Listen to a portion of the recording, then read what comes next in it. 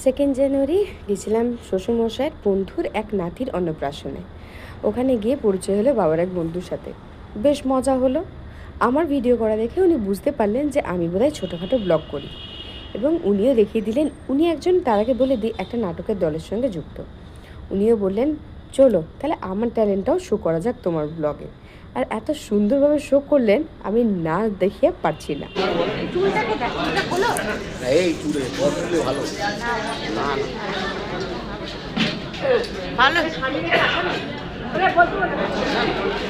কি সত্যি কথাটা কি?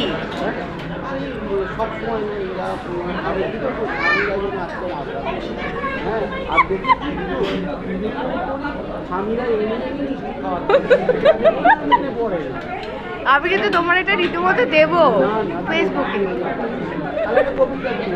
আচ্ছা, কবিতাটা বলো বলো। লোকটা ভারী ভালো, গায়ের রংটা আলকাতরা, মুখটা আরো কালো। যদি আমি আর পশুপতি ওনার কাছে আমার মাথা মোটা বলে মার খেয়ে চাইব, সেদিন হলো উল্টো ব্যাপার।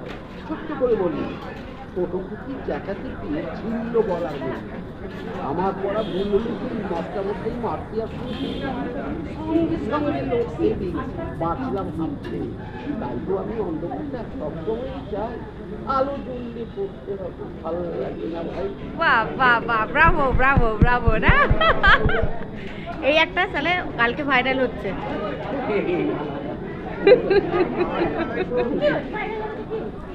সেটাই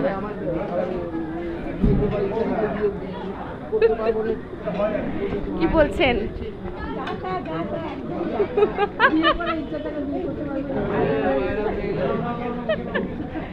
ভাইরাল দাদা। বাহ।